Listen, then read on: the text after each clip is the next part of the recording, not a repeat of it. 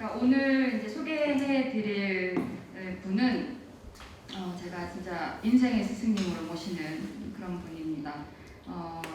또 학문적으로도 굉장히 훌륭하시고 또 인품도 굉장히 훌륭하시고 제가 진짜 인생의 스승님으로 모시는 분이라서 또 이제 여러분들께 소개해드릴 기회가 돼서 정말 너무 기쁘게 생각을 하고 또 뭐 간략하게 어떤 분인지를 제가 잠깐 일화를 설명을 드리면 이제 제 학교에서 선배가 이제 저한테 물어보더라고요. 어느 날 갑자기 뜬금없이 너 혹시 최영정 교수님 아니? 이러면서 잘한다고 그랬더니 정말 그 선배 눈이 여태까지 제가 한 그 선배랑 10년 동안 학교 다니면서 어떤 수업에서도 그렇게 반짝반짝한 적이 없는데 눈을 반짝반짝이면서 나 좀 제발 소개시켜줘 그러더라고요. 그 선배가. 그래서 왜? 그랬더니 그 선배와 그 선배의 이제 남편이 이제 외무고시를 준비를 했었는데 교수님이 쓰신 그 책을 굉장히 많이 참고가 됐고 남편은 더더군다나 교수님이 쓰신 책을 참고해서 외무고시에 합격을 하는, 그래서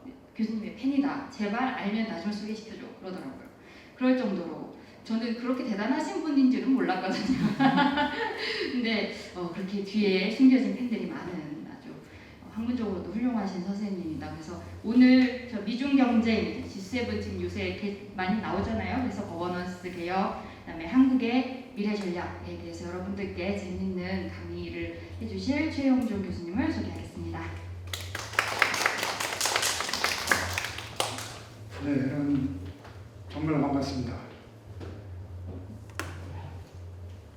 대학교는 제가 친구들만큼을 해서 오는데 이 계명대 쪽으로는 안 와봤었어요. 근데 캠퍼스도 진짜 아름답고 또 생각보다 뭐 학생들이 별로 없는 날이라고 그러는데도 불구하고 저희 학교보다도 무지 많더라고요. 저희 학교는 요즘 코로나에 너무 두려움이 많은데 그 계명대는 개신교고 우리 학교는 이제 가톨릭 쪽이라서 개신교 쪽이 훨씬 더 용기 있는 거 아닌가 그런 생각을 또 해봅니다.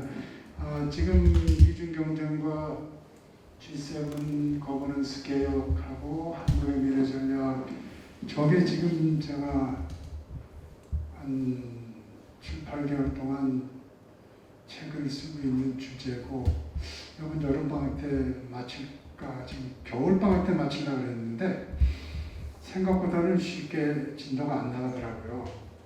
그래서 처음에 겨울방학 때 많이 조바심을 냈어요. 그때 왜 조바심을 내냐면은 지금 올해 대통령도 이제 이번 달에 영국으로 가죠. G7 정상회의에 한국이 초청을 받았는데 그 신문이나 이런 데서는 거기에 의미를 별로 안 두고 있어요. 왜냐하면 이제 우리가 영국을 가게 되면은 미국이라든가 또 유럽연합 나라들과 힘을 합쳐서 중국을 이제 봉쇄를 하고 견제를 해야 된다, 이런 일을 하게 될까봐 정부에서 조금 계속 두려움을 갖고 있어요. 그래가지고 그 의미를 많이 이제 부각을 안 시켰는데 아마 미국 갔다 오고 미국한테 많이 이제 또 마음을 줄 것처럼 하니까는 또 가가지고서 정상회의를 잘 참석하고 오면은 문 대통령한테도 도움이 되지 않을까, 이런 생각이 조금 이제 늘어나는 중이에요. 네? 그래서 이제 이걸 정확한 날짜를 갖다가 지금 공개가 안 되고 있는데 이거 중이에요. 그래서 G7 거버넌스 개혁과 관련 G7 거버넌스 개혁이라면 쉬운 얘기라면 회원국을 늘리는 거예요.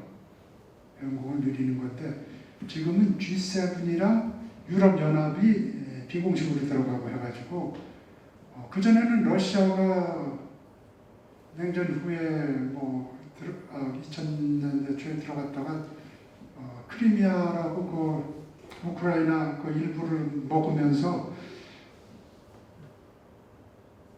토해내라 그러니까 못 토해낸다 그래가지고 G7은 G8이었는데 얘네들 나가라 그래가지고 다시 G7으로 돌아왔죠.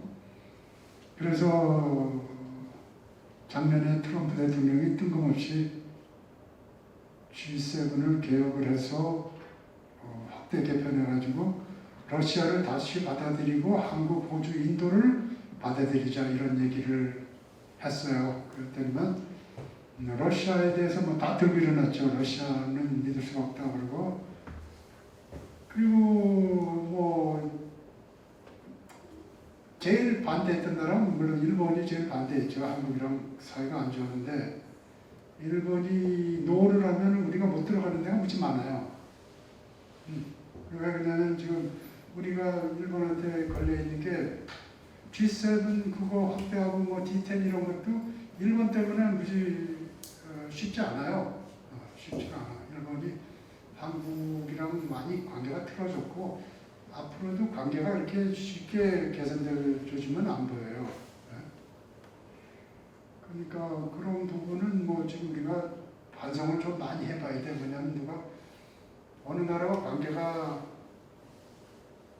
우리 친구 안 보려면 우리가 그 친구 안 봐도 사는데 전혀 지장 없어야지만 친구랑 절교를 하는 건데 그렇지 않은 상황에서 자꾸 지금 절교 길로 가고 있는데 그게 과연 정신이 제대로 있는 건지 없는 건지에 대해서는 좀 일단 생각을 해봐야 돼. 사람들은 뭐냐면 우월한 위치에서 뭔가를 결정을 해야 되지. 자기 위치가 그렇지 않은 상황에서 자꾸 싸움을 걸고 뭐 하는 건 별로 그렇게 현명한 건 아닐 수도 있죠. 그리고 또 지금 중요해지는 게 뭐냐면 CPTPP라고 옛날 TPP 그 미국이 빠진 거 11개, 미국 빼고 11개 나라가 일본과 호주가 주도해가지고서 우리 세계에서 지금 뭐 메가 FTA로는 제일 선진적인 그 메가 FTA 자유무역 협정이라고 볼 수 있는 거기도 한국은 자꾸 우리가 고민을 해요. 우리가 들어갈까 말까? 이미 지금 영국은 거기다 이제 가입 신청서를 냈어요. 미국은 사실은 뭐 자꾸들 묻더라고. 한국에서 사람들이 미국이 어떻게 할 거냐고 그러는데 미국은 사실은 기회를 놓쳐버렸어. 왜냐면 바이든이 처음에 들어오면서 그냥 CPTPP 들어가겠다 이렇게 해야지 영내 인도태평양 지역인 이런 나라들이 자유화를 갖다 미국이 진짜 원하는구나 이렇게 해서 뭐 동맹들이라든가 여러 국가들이 참가해서 단순히 미국만 유리하게 하는 그 국제 질서가 아니라 거기에 참여하는 모든 나라들이 두루두루 이득을 볼 수 있는 그런 세상을 만들겠다고 바이든이 그렇게 얘기했어야 되는데 바이든은 뭐를 했냐면은 미국 경쟁력 강화하겠다고 그런 거구나. 미국 경쟁력 강화하는 수단은 한국의 알짜배기 기업들 가지고 와서 미국에다 투자하라고 이런 식으로 트럼프는 말만 깡패같이 했는데 이 사람은 진짜 하는 행동이 좀 의심스러워지는 거를 하는 거야. 거기다가 또 북한한테 좀 잘 보이겠다고 다 몰고 가가지고서 대통령이 그 바이든 대통령이랑 이렇게 얘기를 할 때 맨날 기업 그 총수들을 뭐 몇 명 불러 일으키고 고맙다고 그러거든. 근데 그 장면은 나는 사실은 긴장이 많이 되더라고. 왜냐하면은 그 사진은 지금 중국이 똑같이 그 사람들한테 너희들도 나한테 똑같이 해야 될 거 아니냐 이런 얘기를 할 때 그 사람들이 움직일 여지가 없는 거구나. 한국은 뭐냐면은 이 강대국들이 뭐 기업들 뭐 이래라 저래라 할 때는 우리는 자유주의 시장 경제 국가로서 기업들을 이래라 저래라 못하는 나라다 이렇게 얘기를 해야지 기업들이 어떻게 해서든지 조금씩 그 뭐 견제라든가 제재를 피해갈 수 있는데 그거라는 우리가 그냥 가서 내가 얼마나 위대한 대통령이면 너한테 이게 네 마리를 잡아다가 44조를 갖다가 투자하게끔 만들었다 이렇게 폼을 잡아버린 거지. 그럼 시진핑 씨는 그 다음에 가는 길이 다 보이지 뭐. 너희들도 우리한테 투자를 하고 우리한테 공급을 하고 안 하면은 나는 그러니까 지금 스스로 지금 또 구덩이로 들어가고 있는 거거든. 왜냐하면 지난 4년 동안 우리는 중국을 자극하지 않기 위해서 그렇다고 핑계를 대면서 엄청나게 미국을 갖다가 참 속썩인 거거든. 근데 갑자기 막 이제 1년 남겨놓고서 다시 또 거꾸로 미국한테 올인하는 모양을 보여주면서 하고 있거든. 그냥 우리는 윈도우를 갖다가 컴퓨터에 뭐 한 윈도우 그저 화면 몇 개를 띄울 수 있는데 자꾸 윈도우는 하나밖에 없는 걸로 알고 있어요. 그러니까 미국 가면 미국 가서 올인하고 중국 가면 중국 가서 올인하고 이런 식의 외교를 쓰고 있는데 그거는 매우 내가 볼 때는 좀 원디멘저널한 그 일차원적인 외교를 지금 하고 있다고 보겠지. 그러니까 지금은 우리는 해야 될 일이 뭐냐면 지금 중국에다 특사를 보내가지고 중국을 설득하는 외교를 또 해야 되는데 우리 본심은 그게 아니었다고. 그러면은 또 미국 쪽에서 너희들 도대체 뭐 하는 거냐 여기 와가지고 다 해놓고서 이제 이런 상황이 계속 벌어지는 거야. 그럼 북한에 가서는 또 뭐라고 해야 되냐? 김정은 씨 그래도 나는 믿을 수가 없다. 미국 애들이 우리한테 제재를 풀어줄 거 아니면 우리는 할 말이 없다 이러면은 또 미국이 그 가능성을 열어줬다. 그 때문에 너희들이 나를 믿어야 된다 그러는데 또 하면은 북한 쪽에서는 한국 정부 못 믿는다 이러고 지금 무지 신뢰도가 무지 낮은 상태거든. 그래가지고 상당히 지금 어려운 이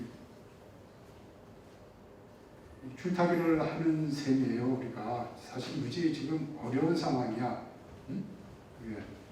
그래서 지금 이 미국과 중국 간의 경쟁이라고 하는 것은 지금 거의 배타적으로 자기들 나라의 이익만을 추구하는 그런 경쟁이 되고 있는 거야. 바이든이라는 사람은 트럼프와 달리 일방주의가 아니라 동맹들과 모방들을 잘 상의를 한다 그러지만 잘 상의해서 미국이 패권을 잃지 않도록 하는데 결국은 자국 중심주의인 거지. 응? 이 중국은 중국몽이라고 해가지고서 중화민족을 부흥시켜가지고서 자기들이 세계의 중심이 되고 세계를 중국화시키지 중국이 세계화가 되는 걸 안 하는 거구나. 중국몽의 핵심은 세계를 중국화시키겠다는 거지. 그러니까 중국 시진핑 주석이 얘기하는 인류 운명 공동체라고 하는 것은 중국한테 기대지 않으면 아무도 못 살게 되는 세계를 만들겠다는 거고요. 여러분들 운명 공동체 웬만하면 친구나 뭐 누구나 하지 않는 게 좋아요. 그리고 대개는 너 물에 빠져 죽을 때 같이 들어가자는 얘기지 살 때는 뭐 자기 잘나서 사는 거고 죽을 때 우리 같이 죽자는 거니까 중국에게 기대지 않으면 너희들이 살지 못하는 그런 세상, 중국이 떠먹여주는 원조를 받아먹고 사는 세상, 이런 거를 원하는 게 아니라 중국은 가장 저거하는 게 뭐냐면 자기 나라한테 의존적으로 만들고 그 다음에 관계 끊겠다고 협박해가지고서 만들게 만드는 나라란 말이야 사실은. 응? 그러니까 하다못해 백신을 주더라도 대만이랑 관계 끊으면은 백신 주겠다고 하는 외교를 하는 거야. 파라과이한테 그 얘기를 한 거거든. 어? 그냥 모든 거에는 끈이 달려있어. 조건이 달려있다고. 그러나 우리는 기본적으로 뭐 우리 경영대 학생들도 아시겠지만 이 그리스도의 사랑이라고 하는 것은 이 대가 없이 조건 없이 주는 거거든. 응? 불교의 사랑도 무주상보시라 해서 대가 없이 줘야 되는 거고 요즘에는 어느 외국 나라를 도와주고 그럴 때는 조건 없이 해야 되는 거거든. 그런데 미국과 중국은 요즘 똑같은 모습을 보이는 게 중국은 백신 줄 때도 끈달려서 다 그러지만 미국도 우리나라하고 백신 준다면서 군인들하고 예비군 빈방이 맞추라고 그러잖아. 그건 미국의 전략자산이니까 맞추는 거지 한국 사람들의 건강이나 이런 거 세계 보건이나 이런 거에 관심 있는 게 아니거든.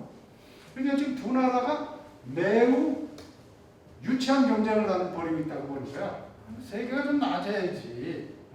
그리고 인류를 위해서 좀씩 힘 있는 나라들, 돈 있는 나라들이 기여를 해야 되는데 그건 잘 못하고 있거든.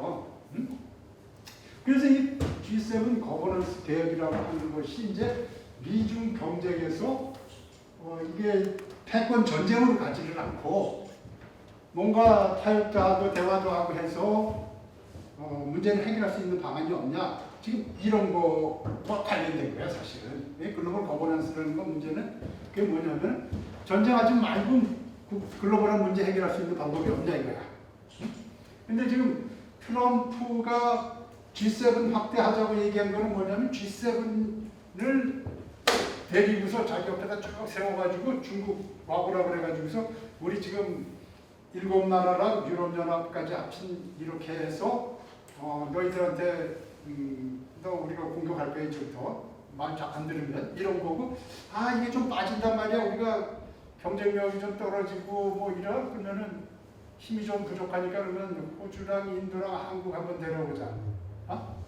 호주는 뭐 원래 G7이랑 뭐 뿌리가 같은 동네고 한국은 뭐 반도체뿐만 아니라 뭐 5G니 뭐 이런데 좀 기술력이 있고 인도는 중국이 제일 두려워하는 나라거든. 인도는 왜 중국이 제일 두려워하는 나라냐면은 일단 사이즈나 인구가 비슷한 데서 제일 가까이 붙어 있거든. 그러니까 인도가 중국을 괴롭히기 시작하면은 국경도 넓고 중국은 좀 괴로운 거야. 그렇기 때문에 미국이라든가 지금 요즘 뭐 영국도 그렇고 뭐 쿼드라고 해가지고 미국, 인도, 호주, 일본 이런 식으로 해가지고 중국을 괴롭히는데 인도가 전략적으로 너무 중요한 위치에 있잖아. 응?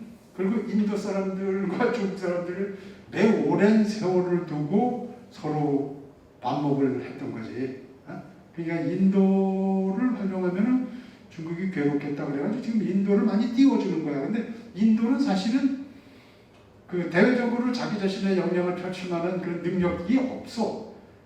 불행하게도 인도는 요즘 그 코로나 관련해가지고 지금 세계 최악의 상태로 가고 있는 거야. 여러분들 보지 동영상 보니까 진짜 다리에서 시체 던지고 그러는 거기는 어차피 태워서 던지는 건데 태우 장작이 없어서 그러는 거거든. 그 상태가 되니까 지금 모디가 6월 말에 원래 정상회담 때 영국 가기로 했는데 못 간다고 얘기를 했거든. 그냥 아예 바깥에 가지를 못한다고. 그러니까 지금 G7 정상회의가 한국, 일본, 한국, 호주, 인도를 데려다 놓고 멋있게 좀 폼을 잡아야 되는데 지금 모양새가 좀 찌그러들고 있는 거지. 찌그러들고 있는 거야. 한국은 무지 두려워해. 거기 가가지고 서방 선진국들한테 얽혀가지고서 중국한테 괜히 지금 찍힐까봐. 지금 상황은 어떻게 전개되고 있냐면 유럽연합은 중국한테 대해서는 유럽연합은 27개 나라지만은 두 나라가 외교정책 결정한다고. 근데 지금 영국이 나간 상태에서는 두 나라야. 독일하고 프랑스가 하는 거거든.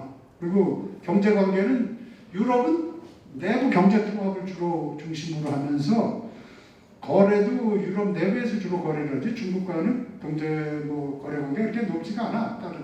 그러니까 유럽 내에 역내 교역이 무지 많은 거야. 그리고 중국과의 경제 관계는 독일이 제일 많이 하는 거야. 독일은 그 자동차 산업들이 완전히 지금 중국에 의존하고 있는 거야. 벤츠니 뭐 이런 거 있잖아. 그치? BMW 뭐 이런 것들 전부 다 지금 중국 없이 지탱하기 어려울 정도로 중국 의존적이구나. 그래가지고 독일이 가장 선봉에 서가지고 중국에 대해서 유화적인 그런 정책을 썼던 거야. 그러니까 유럽은 뭐 대중 정책이라는 게 상당히 오랫동안 없었어. 그런데 이제 문제는 뭐냐면 유럽 연합이 뭐 경제 관계 이런 거는 물론 조짐이 뭐 긍정적인 발전은 뭐냐면 작년 연말에 유럽 연합과 중국이 이 Comprehensive Agreement on Investment라고 그래가지고 포괄 투자 협정이라는 걸 체결했어. 그거는 뭐 독일의 메르켈이 만든 거야. 그리고 메르켈이 유럽 뭐 그 이사회 그 순환직 이사회 그 저 임기 마지막 날 타결이 됐으니까 그건 완전 독일 작품이었거든. 근데 독일만 이득을 보니까는 유럽 내부에서도 이거 독일만 저 유리한 거고 유럽의 정신이나 가치가 다 훼손된 거나 특히 뭐 인권이나 노동 뭐 이런 쪽으로 가치가 많이 훼손된 거니까는 이건 유럽 정신을 모독한 거다고 이렇게 비판하는 역내 국가들이 있고 미국은 야 유럽이랑 지금 미국이랑 손잡고서 중국한테 잘하고 중국을 잘 어떻게 요리해보자 이렇게 약속을 해놓고 너희들이 덜컹 가가지고서 중국한테 그 쥐약을 먹고 오면 어떡하냐. 그게 쥐약인지 너희들 모르냐. 사실 쥐약이었던 게 뭐냐면 시진핑 씨가 그런 거구나. 야 어떻게 이제 빨리 타결해라. 바이든 저거 가가지고서 바이든 저 대통령 취임하면 어떤 일 날지 모르니까 빨리 양보. 중국이 유럽연합이 요구하는 걸 중국이 계속 7년째 거부를 했다는 거거든. 야 못한다. 그러다가 이제 마지막에 그냥 야 다 해줘라 이렇게 된 거야. 그러니까 유럽은 신났다고 독일이 이제 아주 신났고 프랑스는 독일을 하는 거에 찬성을 해줘야지만 또 프랑스는 미국한테 좀 덤비는 걸 좋아해. 미국한테 덤비는 걸 좋아하는데 독일이 어느 정도 유럽연합이 독자적으로 외교 정책과 뭐 안보 정책을 쓰자는 프랑스의 요구를 독일이 또 들어줘야지만 그 얘기가 되는 게 아니라 두 나라는 어떻게 보면 공생 관계인 거야. 독일이랑 프랑스는. 그리고 외교 정책은 두 나라가 이제 다 주도해 왔다 이렇게 해도 큰 뭐 과언은 아니야. 그런 상태에서 이제 포괄 투자 협정이 체결이 됐는데 문제는 이제 미국이 반대한다는 거랑 내부적으로 이제 반대가 또 있고 이견이 있는데 문제는 뭐냐면 유럽연합이 최근에 그 인권 문제에 대해서 인권 레즘이라는 걸 만들어가지고 유럽 내부의 그 인권 침해하는 그 정권에 대한 그 제재라든가 아니면 또 역외의 인권 침해를 일삼는 나라들에 대해서 제재 조치를 취할 수 있는 이 방법을 이제 그 법적 장치를 만들어 온 거야. 그러니까 이제 인권 레즘이라고 부르는데 그거는 이제 외국에 대해서 민주적 가치와 인권을 침해하는 나라들한테 이제 제재를 가하게 돼 있는 거야. 그러니까 지금 중국에 대해서 신장 노동 인권 문제 이거 가지고서 제재를 가해버린 거야. 유럽 면에서 지금 제재를 가한 상태야. 그러니까 중국은 깜짝 놀랐지. 유럽은 그런 나라가 아니었는데 27개 나라고 자기네가 다 유럽을 그 떡도 주고 뭐 협박도 하고 이래가지고 잘 요리를 해가지고 이럴 줄 몰랐는데 중국한테 27개 나라가 단결을 해가지고 인권 관련 제재를 취하니까 지금 중국은 무지 당황한 상태야. 그래가지고 중국은 어떻게 하고 있냐면 지금 유럽에다가 대놓고 유럽연합에다 대놓고서 지금 제재를 가해버렸어요. 자기들도. 그래가지고 물론 뭐 지금 정부를 상대로 한 게 아니라기보다는 유럽에 있는 중국 전문가들이랑 중국 연구소 몇 개를 갖다가 제재를 가해버린 거야. 그러면 이제 중국과 유럽은 지금 거의 이제 인권 문제 가지고서는 뭐 정면 충돌 단계로 들어간 상태야. 응? 그래가지고 지금 이 거버넌스 개혁 문제가 이제 심각해진 거예요. 왜냐하면 옛날에는 이 글로벌 거버넌스는 중국이나 러시아 다 들어와가지고 서로 모여서 대화를 하고 이런 그 서로 관여를 하고 교류를 하고 의견을 조율하는 장이었는데 이제는 뭐냐면은 중국과 러시아를 배제하고서 똘똘 뭉쳐서 중국에게 압박을 가하는 수단으로서 이제 전락하고 있는 거야, 저게. 그냥 G7이라는 것도 물론 그 이전에도 G7은 그 러시아나 뭐 이런 러시아 특히 냉전 기간 동안에 뭐 러시아에 대해서 상당히 많은 그 제재 조치도 취하고 뭐 이랬던 적은 있었어.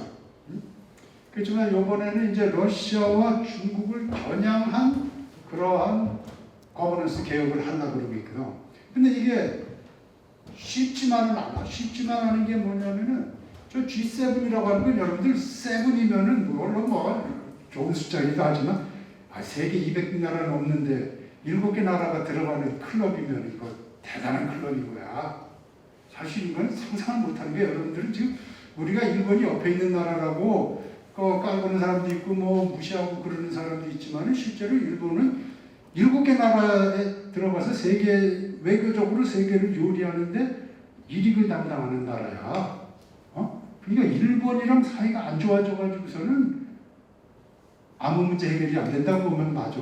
그냥 정신이 없는 사람들이나 자꾸 일본이랑 싸우자 그러고 뭐 우리가 일본 따라잡았더니 이런 얘기하지만은 외교적으로 얘기하면 우리나라 어려울 때 도와줄 나라 하나도 없는 거야. 요즘에는 조금 김정은 한 번만 만나주세요. 그러니까는 그래? 김정은이가 잘하면 내가 한번 만나줄 수도 있어. 요 얘기 들으려고 44조 갖다 바치는 거야. 응? 김정은이가 알아서 잘하면 내가 한번 만나줄 수도 있어. 요 말 한마디 듣기 위해서 44조라는 거야. 그러니까 미국 입장에서는 하나도 잃은 게 없는 거야. 비용이 하나도 없는 거야. 그냥 백신 쓰지 않는 거 그거 뭐 한 100만 개짜리 주고 그러면 북한 애들은 어차피 미국 입장에서 북한이 안 중요해. 중요한 건 중국이 중요하지 북한은 중요하지가 전혀 안 중요해. 한국 사람들만 자꾸 북한이 무지 중요하고 한반도 평화가 중요하다고 얘기하지, 한반도 위치는 아시아 태평양 시대보다 인도 태평양 시대에 오면은 더더욱이 가치가 없는 거야. 아시아 태평양 시대에는 동북아가 중심이었는데 지금은 아세안이나 이런 쪽 가는 거야. 그쪽이 더 중요해지는 거야, 실제로는. 응? 그냥 자꾸 우리는 우리 중심적으로 사고를 하니까는 한반도 중요하고, 지금 미국에 가서 얘기하니까 미국이 한반도 평화를 위해서 엄청나게 기여해 주기로 했다고 이렇게 얘기를 하는데, 미국은 안 중요하니까 너희들이 와가지고 뭐 자꾸 뭐 부탁하고 뭐 징징거리고 그러면 뭐 내가 들어줄 수는 있어. 그 대신 공짜는 아니니까 하니까, 야 뭔가를 하면 갖다 바치면 되겠다 해가지고 가서 열심히 갖다 바친 꼴인 거야 사실. 그럼 미국 중요하지 않고 미국이 희생한 건 하나도 없어. 미국은 자기 입장을 바꾼 것도 하나도 없어. 원래 미국은 뭐 점진적으로 인내를 가지고 북한이 변하는 것을 지켜보자 이 얘기를 했고, 요번도 지켜봐서 괜찮으면은 우리가 만날 수도 있어 하고 언지를 조금 준 거야. 그랬더니 무지 고무돼서 온 거야. 아 미국이 우리를 이해했다 그러고 좋아하는데, 내가 볼 땐 지금 중국 설득을 하는 문제가 또 남은 거야. 뭐냐면, 야 너 그렇게까지 미국한테 갖다 바치면 우리는 뭐 핫바지인 줄 아냐? 이렇게 나오는 거거든. 근데 지금 미국과 중국은 정면 대결 국면이야. 안보뿐만 아니라 경제 측면에서도. 그건 뭐냐면 지금 디커플링이라는 얘기 하잖아. 중국을 끼워준 이런 공급망과 이렇게 생산 프로세스에서 중국이 들어가 있었고 중국이 중심이었는데 지금 중국 빼고 만든다는 거야. 그리고 중국한테는 이 미국이 중심이 된 이 서방 쪽에서 갖고 있는 테크놀로지를 갖다가 이제 공급도 안 하겠다는 뜻이야. 그러면 이제 예를 들면 그래 봐. 반도체를 만든다 그럴 때 우리나라 반도체 할 때 보면은 그런 거 아니야. 중요한 와퍼라는 그 핵심적인 것부터 해가지고는 일본에서 들어오고 있지. 또 프로세서 이런 것들은 인텔에서 오고 뭐 이런 거 미국이 들어오고 이런 식이 들어오거든. 근데 우리가 이제 반도체를 만드는데 우리는 반도체를 만드는 기술이 있지, 반도체를 만드는 장비는 미국이랑 뭐 일본, 유럽 다 거기에 의존해 있는 거야. 근데 이제 미국이 자 이제는 중국에다가는 그거 그 설비를 가지고 들어가면 안 돼. 그러면은 우리나라는 지금 삼성전자 예를 들면 시안에 있는 그 공장 그 이런 것들은 업그레이드가 안 되는 거거든요. 그리고 거기서 또 물건을 만들어내더라도 중국을 주지 말라고 그랬을 때 중국이 주지 말란다고 자기네 나라에 있는 반도체 공장에서 만든 반도체를 갖다가 안 가져가겠어? 내가 볼 때는 인민군이라도 투입해가지고 가져가지. 그러면은 뭐가 되겠어? 지금 상황이 지금 어떻게 되겠어?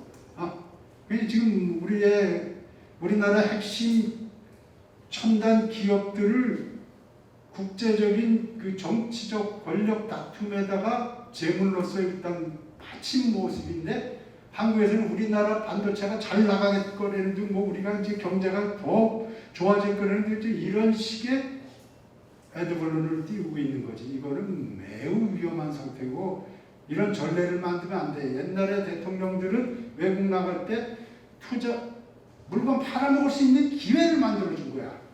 무슨 말인지 알아요? 기회를 만들어주기 위해서 기업인들을 데리고 간 거야. 기업 비즈니스를 창출해주기 위해서. 근데 이렇게까지 젊은이들 일자리를 갖다 넘겨주기 위해서 가는 경우는 사실은 없었다고 봐야 되지. 그리고 여러분도 알겠지만 반도체 이런 거는 항공기로 갖다 날라버리면은 공장에 옮길 이유가 전혀 없는 거야. 그거는 옛날에 자동차 같은 경우에 등치가 크고 관세가 높고 그러니까는 현지 생산을 한다는 의미가 있는 건데, 지금은 관세도 거의 없고 또 뭐 각종 그 운송 수단을 가지고서 공장에 옮겨갈 일도 거의 없는 거야 사실은. 그렇기 때문에 미국이 요구를 하면 가능한 한 생색만 내고 그렇게 대규모까지 해서 우리나라 뭐난 잘 모르겠는데 여러분들이 일자리를 팔아먹었는지 어쩐지 모르겠지만 그런 얘기도 하는 거야 일부에서는. 그러니까 이거는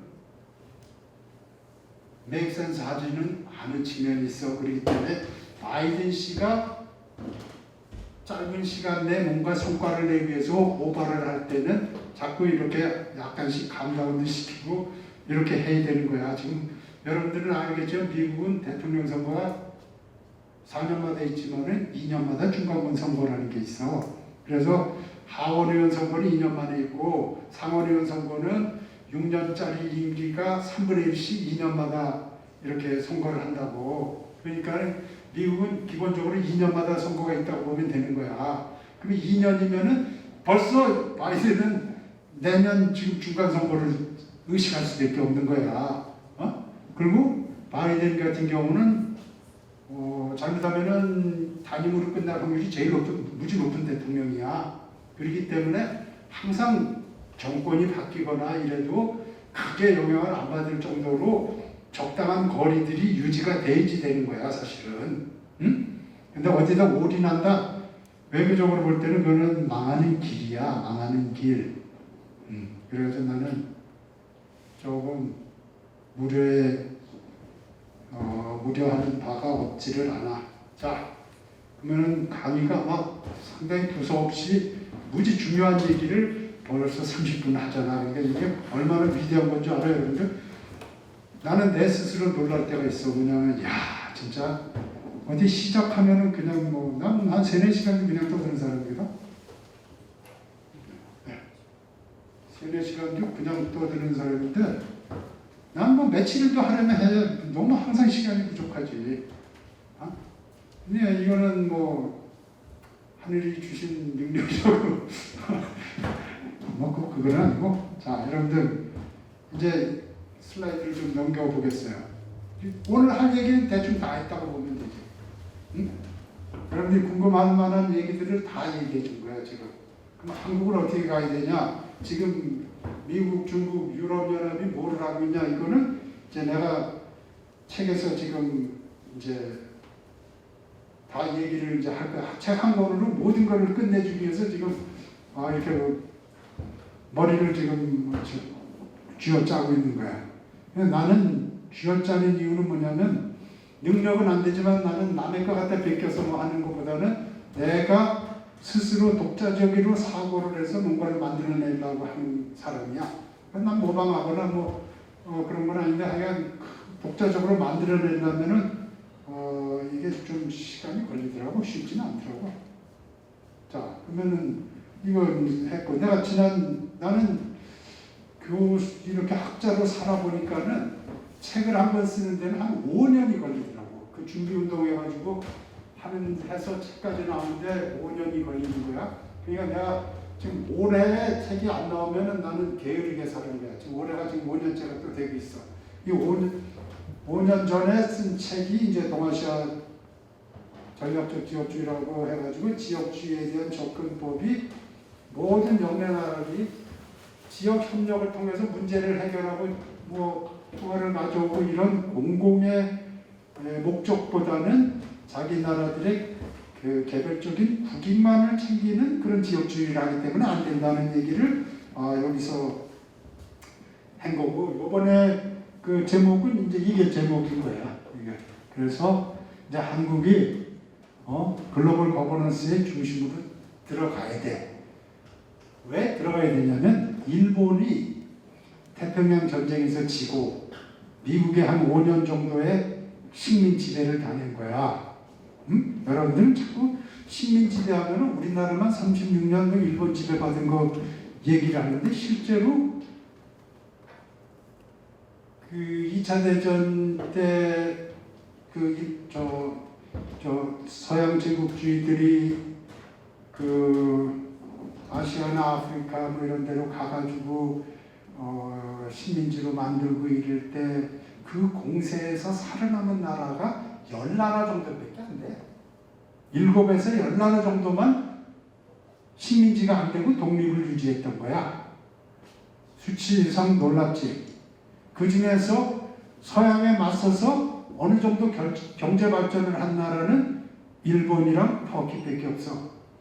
터키는 일본은 못 쫓아갈 정도였지. 그게 일본이 얼마나 위대한 나라인지 알 수 있어.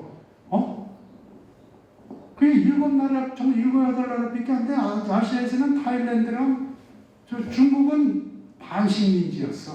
주권은 유지했지만 서양 세력들이 노나가졌어. 응? 한국은 주권을 잃었어. 그러면 자, 한국만 주권 잃어서 주권을 유지한 나라가 7, 8나라밖에 안 되니까는 너무 그렇게 자책을 할 이유가 아니야.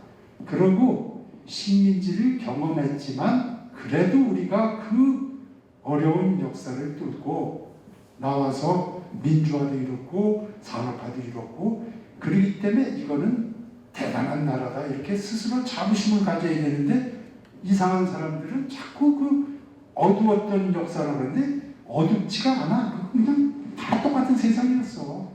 다 식민지였던 상태였던 거야. 그 여러분들 그러잖아. 어디 교회 가보면은 옛날에 조폭을 지냈던 목사님 계시지. 그분은 지금 자신이 목사이기 때문에 옛날 얘기를 웃으면서 얘기할 수 있고 자랑스럽게 얘기하는 거야. 뭔 소리인지 아냐?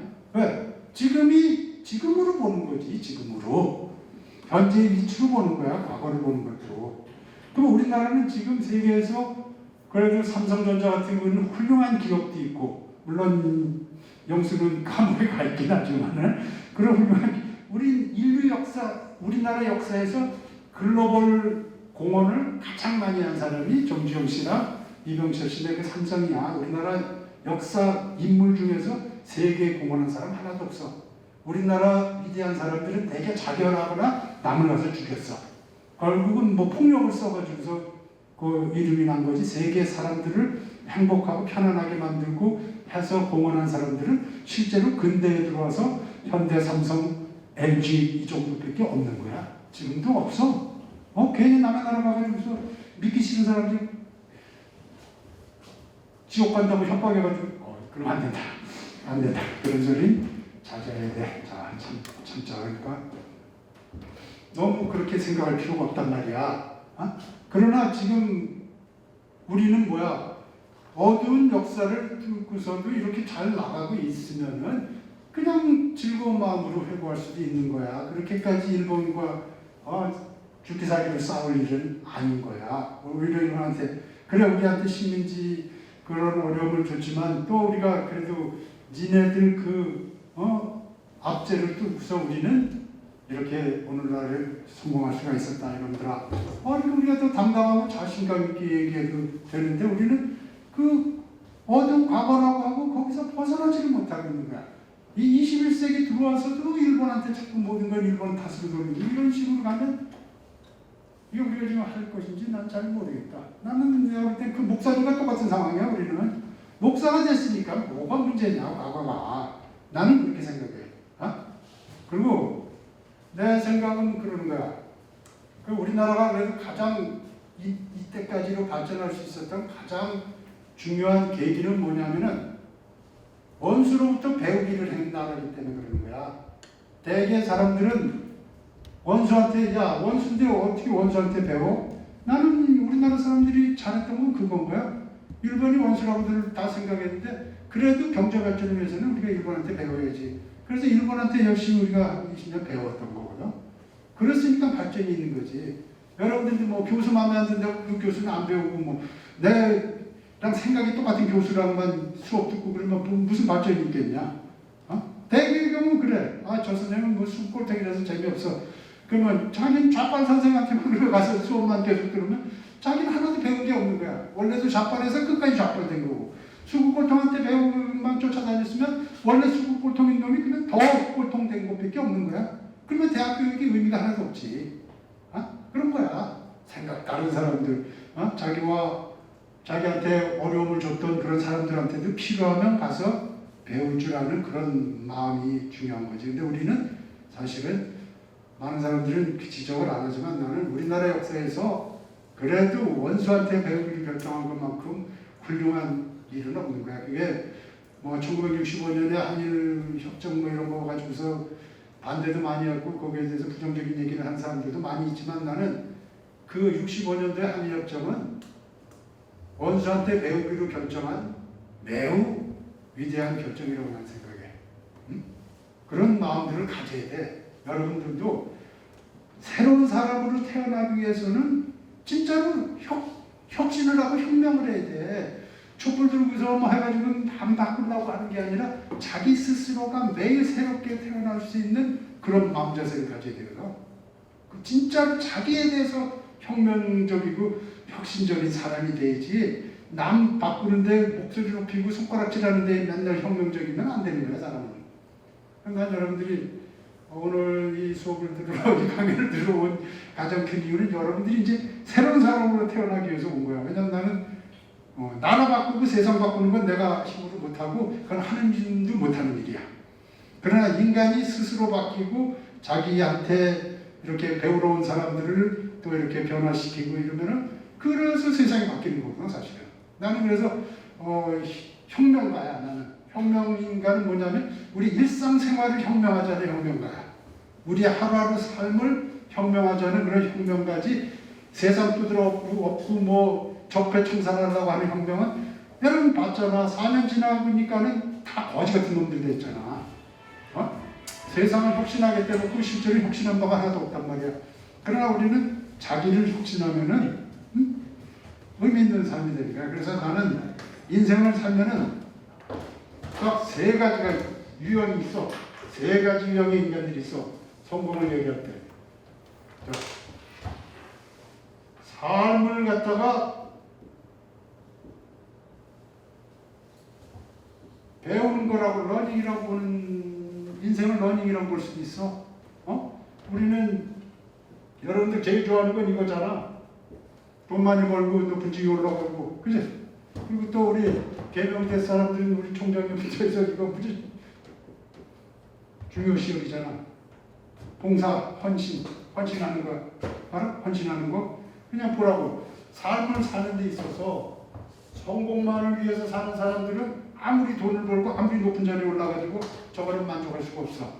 그리고 무리해서 감옥을 가시든가 아니면 인생 좌절해서 포기하고 말기도 하고 그러는 거야. 나도 오랜 동안 인생을 이렇게 살아왔지. 근데 요즘에 한 15년 전부터 인생을 이걸로 바꿔버렸어. 러닝으로 바꾸는 뭐냐면 하루하루가 배우는 거고, 자, 실패를 통해서도 배우고, 성공을 통해서는 겸손을 배우고, 이러는 거야. 자, 모든 거를 하루하루 모든 거에서 배우는 게 인생의 목표가 된다 하게 되면 여러분들 인생 실패할 수가 없어. 그리고 배우는 자세로 사는 사람은 결국은 또 성공을 안 할 수가 없어. 그러면 이거를 직접적인 목표로만 하고 사는 사람들은 목표가 맨날 높고 커가지고서 아무 일도 안 하는 거야. 그리고 맨날 속만 상하고 슬퍼 먹고 아니면 그러다 인생 종치는 거야. 그러니까 인생을 성공하기 위해서는 이쪽 길을 가야 돼. 이쪽 길. 이거는 뭐냐? 서비스라니까 모든 거 자기 다 버리고서 남 위해서 살겠다는 애들이 있어. 남들이 부담스러워해. 뭐 노학거림하고 난 공짜 원하지 않아. 지금 정치권에서 요즘도 계속 하지만은 다 국민들한테 공짜로 뭐 주겠다 그러는데 국민들이 원하는 건 공짜가 아니라 바르게 된 거고 정당한 걸 원하지 공짜로 원하지는 않거든. 인생도 마찬가지야. 여러분들 사람들이 자꾸 공짜로 원한다고 생각하지 말라고. 사람들이 진짜 원하는 건 여러분들의 정성과 마음이야. 그러니까 여러분들이 하다못해 라면을 하나 끓이고 KFC에서 치킨을 튀기고 어디 식당에 가서 뭘 나누고 하더라도 사람들은 여러분들의 정성이 담긴 걸 원하지 공짜로 원하지가 않아. 그러니까 여러분들은 남에게 돈을 받고 물건을 팔고 남에게 뭐 음식을 팔고 뭐를 하더라도 정성을 다하는 사람이 돼야 되는 거야. 이게 바로 서비스고 봉사정신인 거야. 그러니까 인생을 봉사로서 아니면 배우는 걸로 이렇게 생각하는 사람은 또 실패를 할 수가 없는 거야. 자, 봉사하는 정신으로 사는 사람은 뭐야? 하루 종일 일어나가지고 아침에 일어나서 버스를 탈 때는 버스 운전사한테 감사합니다 하고 얘기하고 마음을 전달해야지. 버스에 들어가면 앉아서 혹시 누구 도움 필요한 사람 없나? 또 나이 먹은 사람들이 또 올라와서 자리를 비켜 양보해드려야 되는 일이 없나? 항상 노력을 하고 항상 생각하면서 이 봉사를 하는 마음을 갖는 거야. 그런 사람은 실패할 수가 없어요, 여러분들. 그냥 인생이라는 걸 자꾸 이걸로 가면은 실패의 길로 가는 거지. 그리고 여기서 좀 성공하면은 성공 못한 놈들 깔보고, 자기 좀 되면은 오만해가지고 남 저 갑질이나 하고 되고 이러는 거지. 그러니까 인생이라는 게 이렇게 생각을 바꿔놓으니까는 행복지수가 무지 올라가는 거예요, 여러분들. 여러분들도 오늘 나를 만나게 됐으니까는 자꾸 이거를 생각하면서 좌절만 하고 그러고 살았는데 그러지 말고 이걸로 하게 되면은 어제보다 오늘 영어 단어 10개 더 기억하는 사람이 바로 러닝을 하는 사람들인 거구나. 그러니까 여러분들이 그런 사람이 나는 좀 됐으면 좋겠어. 여기서 뭐 걸어가면은 한 걸음씩 걸어가야지 역에 가잖아. 그리고 역에 가면은 2호선이 있고 또 가가지고 사면 뭐 1호선, 3호선으로 갈아타고 그러잖아. 그지? 역까지 걸어가야 된단 말이야. 그러면 인생에는 길이 열려. 근데 자꾸 여기서 난 여기까지 어떻게 언제 걸어가냐고 나 더워서 싫고 이러다 보면 여러분들은 인생에서 열차를 타고 달리는 그 순간까지를 가지를 못하는 거야. 여기까지 가려면 어떻게 해? 계속적으로 배우고 자기 인생에서 정성을 다하고 하는 노력들을 할 줄 알아야지만 저 전철역까지 가게 돼. 그러면 전철역에는 전철이 기다리고 있어. 그럼 여러분들이 노력하면은 그런 기회가 온다고. 그럼 전철 타고 이제 달려가는 거지. 그 전철 타고 달려가면 인천공항 가는 열차 있고 인천공항 가면은 전 세계로 오는 비행기가 있단 말이야. 그냥 그런 노력들을 여러분들이 해야지만 인생이 변화가 되는 거고 인생이 실패하지 않고 인생에는 행복이라는 게 이제 오게 되는 거야. 행복은 배우는 과정 속에서 무한히 여러분들이 느낄 수가 있어. 여러분들은 남한테 마음을 전달하고 정성을 다하면서 얼마나 많은 행복을 느끼는지 아냐? 나는 그렇게 사는 내 인생이 요즘에는 자랑스러울 때가 있어. 아 그렇구나. 내가 이거를 내려놓고 어디 가서 정권한테 좀 아부해가지고서 어디 한 자리 얻어볼까 하고 그놈들 거짓말 시키고 틀린 말해도 그냥 아이고 훌륭하십니다 이런 거 하면서 혹시 한 자리 얻어먹을까? 나이 먹어서도 그 욕심 내려놓지 못하고 말이야. 그렇게 사는 인간이 아니라 그래도 배우고 봉사하는 정신을 몸에다 익히고서 살아가는 게 나는 그렇기 때문에 요즘도 모든 일에서 어제보다 오늘이 나은 사람이야. 나는 반성하고 잘못했으면 반성하고 공부는 끊임없이 하고 그냥 나는 요즘도 하루에 한 시간, 2시간씩 중국어 공부를 해. 나는 일본어로 오래 공부했고 미국에서 뭐 10년 공부를 하고 그랬지만 요즘 한 5년째 매일 2시간, 1시간씩 중국어 공부를 해. 근데 그거 하나도 안 남아. 왜냐면 우리 나이 내가 이제 62세가 됐는데 이 나이 되면은 새로운 게 안 들어가. 그래도 나는 해. 왜 하는 줄 아냐? 여러분들 밑빠진 독이란 말 들어봤어? 밑빠진 독 봤어? 야, 너 밑빠진 독 봤냐? 밑빠진 독 뭐 하는 데 쓰지? 야, 밑빠진 독 뭐 하는 데 쓰냐? 밑빠진 독은 독 밑에 구멍이 이렇게 뚫려 있어. 이렇게. 콩나물 길리는 데 써. 응? 그냥 뭐냐면 밑빠진 독에다가 물을 부으면 물은 다 새. 그런데 놀랍게도 콩나물이 자라는 거야. 그냥 내가 노력을 해서 중국어 공부를 하잖아. 그럼 나가지. 하나도 안 남는 것 같지. 그러나 나는 나에게 남는 게 많은 거야. 뭐 치매 예방이 되고, 그리고 정신을 집중해서 하는 훈련을 하고, 겸손하게 지금 가르치기 위해서 돌아다니지만 않고 스스로 더 나은 사람이 되기 위해서 노력을 하고 있는 그 마음 자세 이런 것들이 맞는 거지. 그러니까는 결과가 눈앞에 잘 안 온다 그래도 여러분들은 뭐야? 자기도 모르는 사이에 콩나물이 크고 있다는 걸 알아야 돼. 그냥 여러분들이 한시라도 이렇게 뭐 의미 없이 시간을 보낼 필요는 없는 거야. 왜냐면 여기다 자꾸 초점을 맞추면 그래. 근데 나 성공하겠다. 이러고 다녀봐봐. 그러면 친구들이 너 미친놈이라고 그러고 회사에서 나 사장 되려고 하고 있어. 그러면 너는 그 중간에 다 쫓겨나. 애들이 다 가서 사장 되려.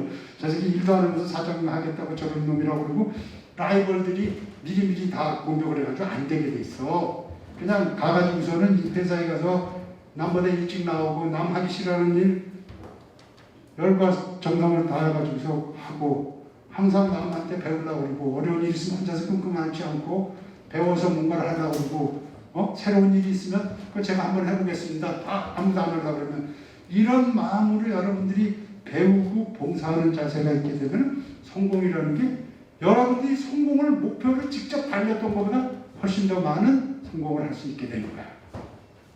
뭔 소리인지 아냐?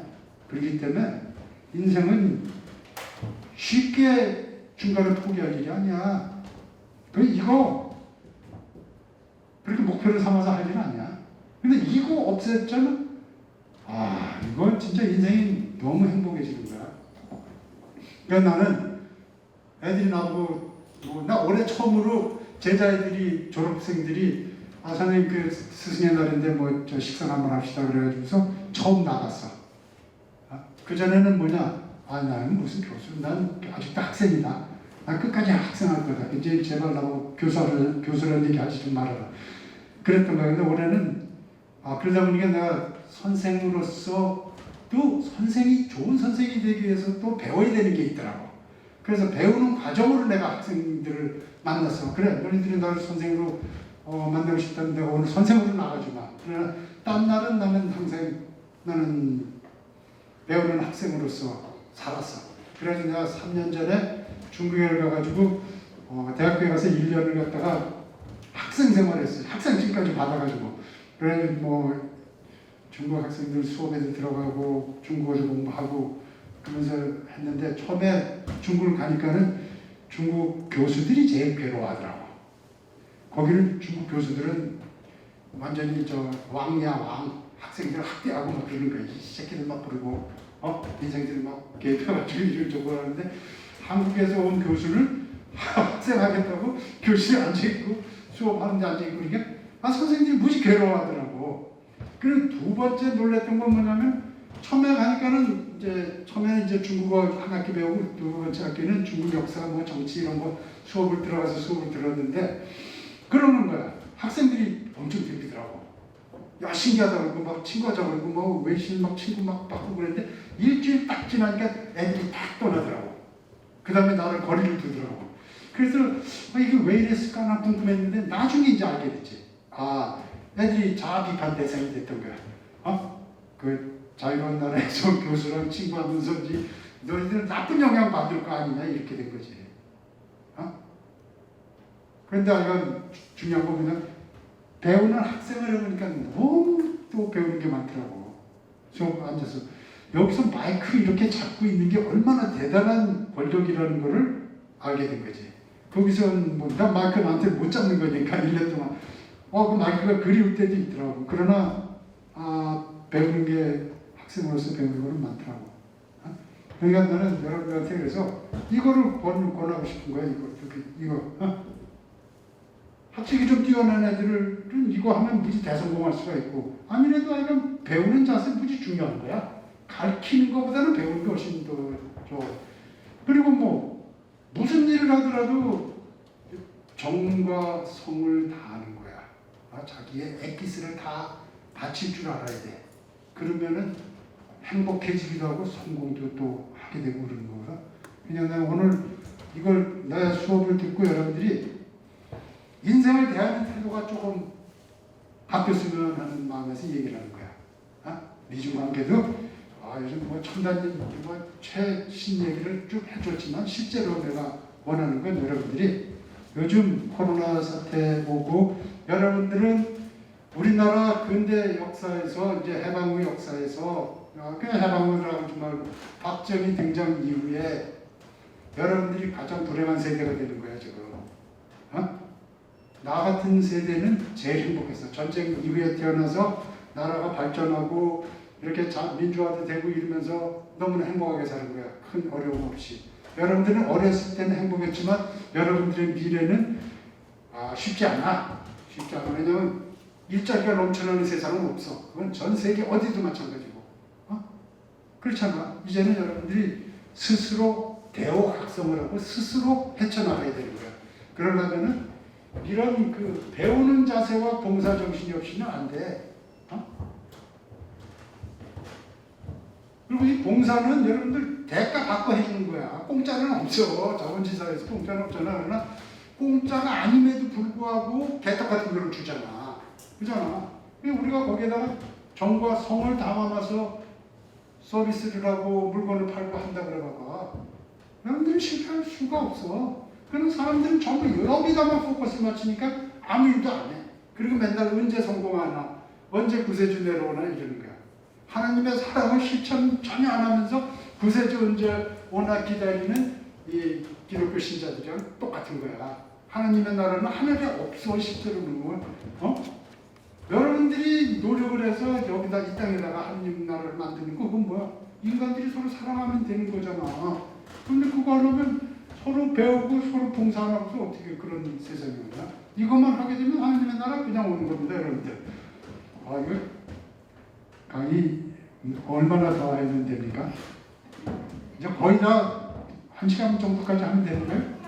네, 좀만 더 합니다. 자, 그러면은 이렇게 갑니다. 이거는 뭐 그래서 지금 미국이 경제 군사뿐만 아니라 지금 이제 군사적인 뭐 안보 얘기하고 경제 무역 통상 이거 얘기했지만 실제로 요즘에 제일 화두가 되는 건 가치 충돌이라는 거예요. 가치 충돌. 그러면서 중국이 지향하는 가치와 세계가 지향하는 가치가 다르다는 얘기지. 응? 근데 중국은 그런 그 자기가 지향하는 바를 세계와 조화시키는 노력을 참 못해 보면은 뭐냐면 중국은 어떻게 하냐면 세계 어느 나라와 가도 똑같은 패턴이야. 가가지고 처음에 가면 덜커덕 뭐를 줘. 야, 나 다리 지어줄까? 뭐 도로 뚫어줄까? 뭐 항만 건설해줄까? 뭐 이런 식의 얘기를 하는 거야. 그리고 엄청 잘해줘. 그리고 더 중국이 진짜 잘하는 건 뭐냐면은 거기 공무원들 이런 애들 그 맡아서 일을 하면은 감시를 안 해. 그러면 그쪽 공무원들이나 정부 측에서는 아 이거 공짜인가 보다 그러고 그냥 막 한차먹고 집으로 가져가고 막 그러는 거지. 그래 일본이나 미국 이런 데는 프로젝트가 시작이 되면은 관리하는 사람들이 와가지고 제대로 됐는지 집행하니까 이걸 엄청 관리를 하는데 중국 쪽에서는 그냥 가니까는 그쪽 받는 쪽에서도 그냥 아무것도 없는 줄 알고 그냥 편하게 뜯어먹고 편하게 집에 가져가고 이러는 거야. 그러다가 이게 끝까지 지속이 되지는 않아. 당연히 물론 다리 지어주고 그럴 때는 저 돈 갚으라고는 해. 그러나 그냥 공짜로 주는 게 굳이 많아. 공짜로 주는 게 중국에서. 그러면서 이제 이러는 거야. 그러다가 관계가 나빠지는 게 어디냐면은 중국의 핵심 이익을 건드리면 중국이 무지 화를 내. 중국의 핵심 이익은 주권이라는 거야. 근데 주권은 여러분들이 아시다시피 주권을 제일 강조하는 나라는 이 세상에 실제로 두 나라가 있어서 미국이랑 북한이 제일 중요시하고 있어. 요즘엔 중국이 등치도 크고 이제 뭐 여유도 가져도 되겠구만. 주권만 건드리면 그냥 화를 내가지고 뭐 난리를 친다고. 그러니까 지금 세 나라가 된 거야. 근데 자 미국은 잘나서 주권 저거 하고 북한 애들은 못나서 친구가 없는 거야. 여러분들 하루에 24시간 중에서 친구가 없는 사람은 24시간이 지켜봐야 돼. 친구가 많고 인간성 좋은 사람들은 도와줄 친구도 많고 만나야 될 친구도 많으니까 주권이 없어. 거의 친구들 거야. 지금 그런 거란 말이야. 지금 세계 모든 나라들은 대개가 주권을 이제 그렇게 중시를 안 해. 어차피 주권은 훼손되고 그냥 심지어는 국제기구까지 와가지고 주권 뺏어가는 거야. 지금 국제기구들이 와서. 그냥 주권이 소중한 가치가 되면은 안 돼. 물론 뭐 이걸 포기하고 이러는 측면이 아니라 이제 더불어 사는 방안을 자꾸 찾아야 되는 거고 여러분들도 친구와 잘 지내고 친구들한테 좋은 친구가 돼야 되는 거야. 그런 나라가 돼야 되는 거야. 북한은 친구가 하나도 없으니까 주체적이야. 근데 북한이 주체적이라고 북한을 좋아하는 그런 주체사상가들이 우리나라에 없지가 않다는 게 무지 웃기는 거야. 그거는 친구가 없기 때문에 주체적인 거야. 그럼 여러분들 친구 없어서 주체적인 그런 사람 되겠어? 난 하루에 몇 시간 친구를 위해서 쓸 줄 아는 그런 멋진 사람이 되고 싶지. 친구 없어가지고 혼자서 나 주권 자주적이네 이러고 살고 싶지는 않다 이거지. 미국은 지 잘났다 그러는 거야. 어디 감히 내가 이 잘난 미국을 너희들이 넘보냐 이렇게 되는 거란 말이야. 그냥 두 나라가 다 인간관계 측면에서 볼 땐 정상은 아닌 나라지. 근데 중국도 요즘 그러는 거야. 그래서 중국 주권에 대해서 중국 보고 이래라 저래라 하면 중국은 그 전에 모든 걸 다 줬던 거 이거 다 포기해서라도 쫓아가서 혼내주겠다는 거예요 지금. 그게 바로 중국의 전랑 외교라는 건데 wolf warrior diplomacy라는 건데 이제 그게 그런 거야. 중국의 핵심 이익을 건드리고 중국인의 자존심을 훼손하는 놈은 끝까지 쫓아가서 손을 보겠다는 게 중국 외교야. 그거는 깡패야 깡패. 깡패들은 자기 기분 나쁘게 하면 조직의 명예를 걸고 가가지고 혼내주는 거거든. 근데 그런 식으로 외교를 하게 되면은 세계 사람들의 마음을 얻을 수가 없단 말이야. 중국은 세계 사람 마음을 얻어서 세계의 중심이 되고 싶고 그게 바로 중화민족의 민족의 그 부흥이라고 얘기하고 그러는 건데 그거를 얻는 방법을 전혀 모르고 있는 거야. 대범하게 오히려 더 상대방들이 자기를 자극하고 주권을 훼손하더라도 웃어넘기고 이렇게 할 줄 아는 그런 대인 풍모가 전혀 안 보이고 있는 거야. 그러면서도 계속 세계의 중심이 되겠다 그런 거지. 보안 점검의 날이네 오늘. 보안 점검을 잘하자. 요즘에 해킹 같은 것도 많이 하고 그러니까. 그래서 지금 중국과 미국의 세계화는 가치 충돌의 단계에 들어가 있다 하는 얘기야. 그래서 내가 요즘에 지금 쓰는 책에서 도입한 중요한 개념은 요즘에 국가들이 자기들의 꿈을 실현하기 위해서 세계의 꿈이 아니라 자기들의 국익을 추구하고 자기들이 생각하는 비전을 실현시키기 위해서 이제 싸우는 거다. 그러니까 미국과 중국은 문명 갈등이라기보다 나는 볼 때는 그냥 자기들이 다른 꿈을 꾸고 있는 거야. 그리고 그 꿈은 너무나도 다 자기중심적이야.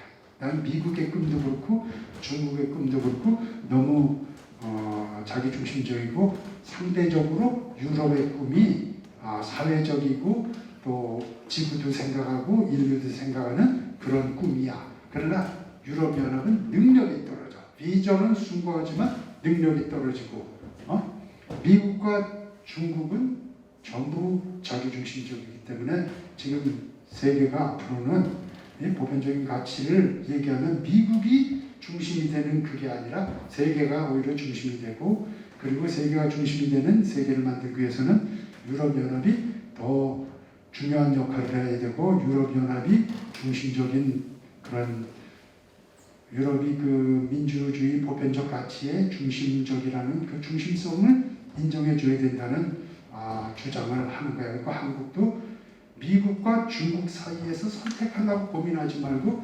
유럽과 관계를 더 심화시키고 이제는 한국의 국익이나 한반도 이런 것보다는 세계적 글로벌 이익에 봉사하고 글로벌 가치를 구현하는 그런 나라로 거듭나야지만 된다. 새롭게 태어나야지만 된다 하는 주장을 하는 거야.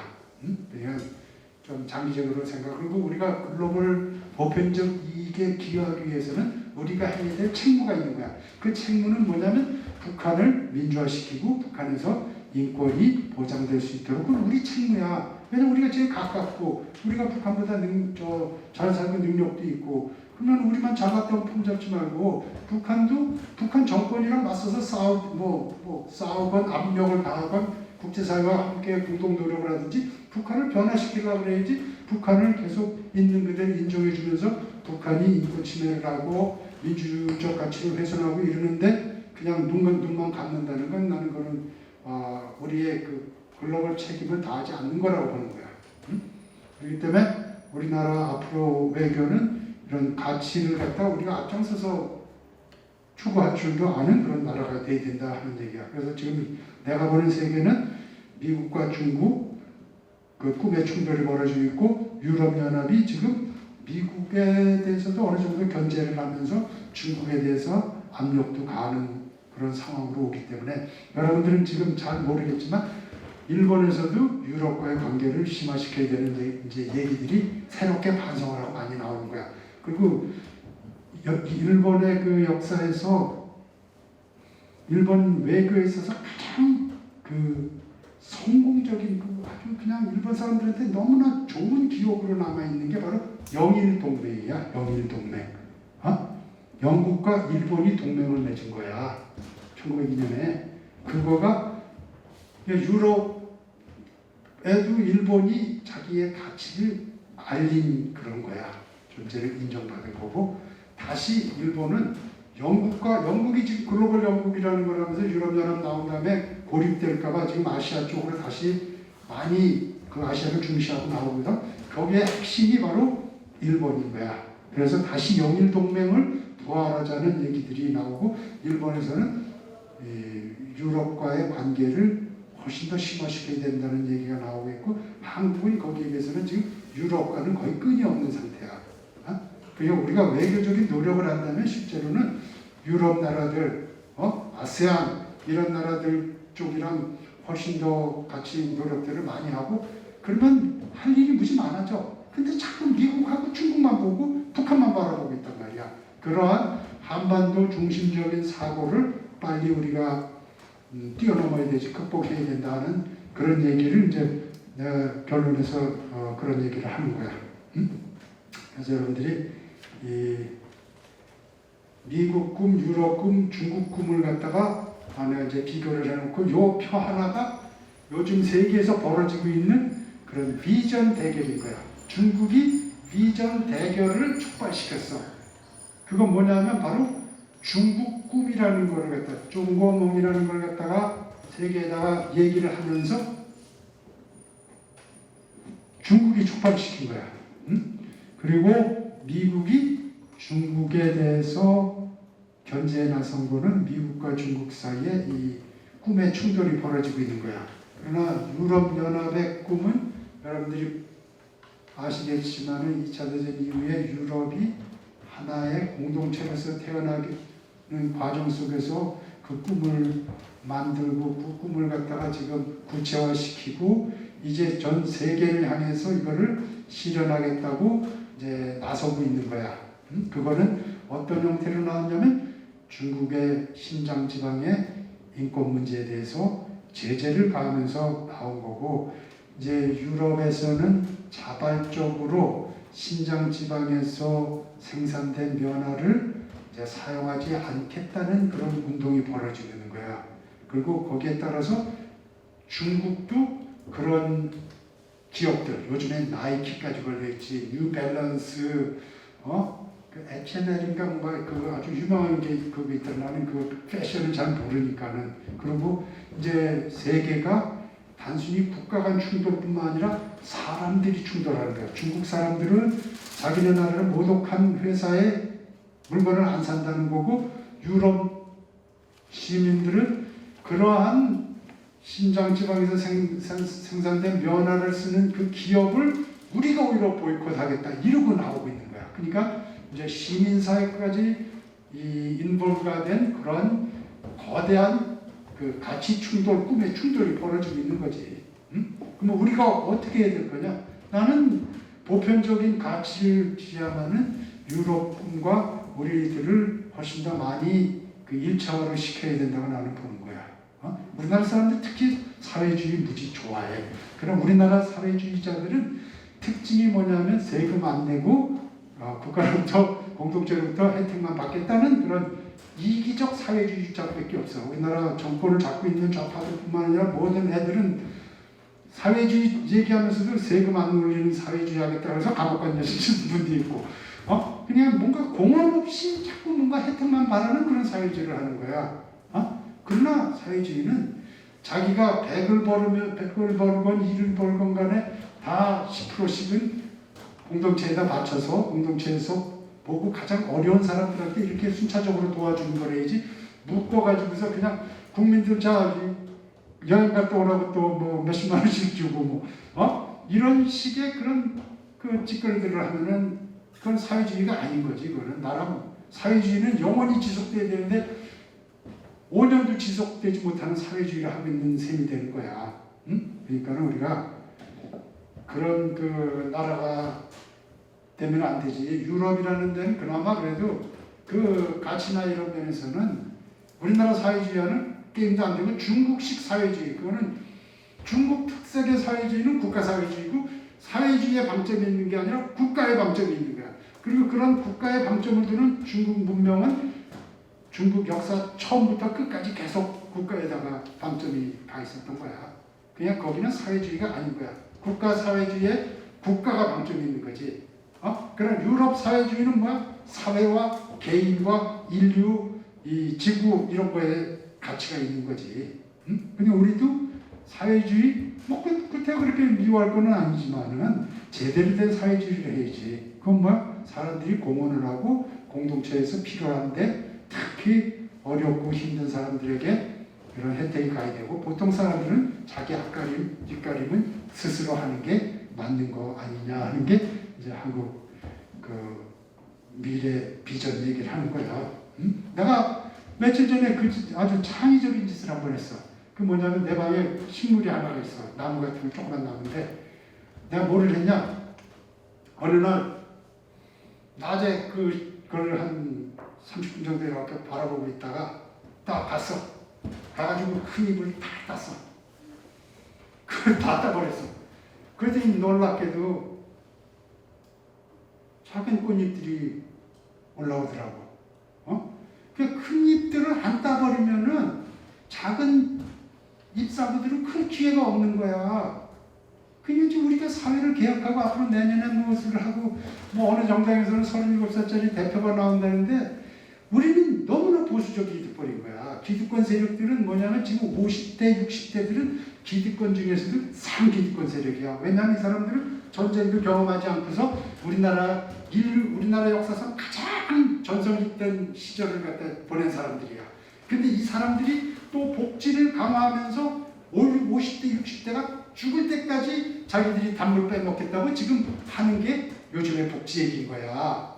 여러분들은 지금 잘못 생각하는 건 뭐냐면 정치권에 여러분들이 놀아나고 있는 거야. 그 사람들이 오히려 이제 희생을 해야 돼. 우리 세대가 이제 희생해서 젊은 사람들에서 오히려 나눠주고 우리가 기회를 여러분들이 가질 수 있도록 포기를 해야 되는 그런 상황이 왔는데 거꾸로 아직도 또 그 단물만 빨아먹은 사람들이 늙어서까지도 단물 빨아먹겠다고 지금 그러고 있는 셈이야.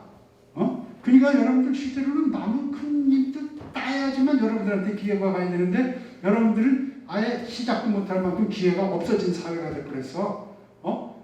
비정규직 없앤다 그래가지고서 아예 일자리를 없애버리고 그런 거 아니야. 여러분들 알바할 때 돈 많이 받게 해준다 놓고서 일자리를 아예 없애버리고 이런 상황이 된 거거든.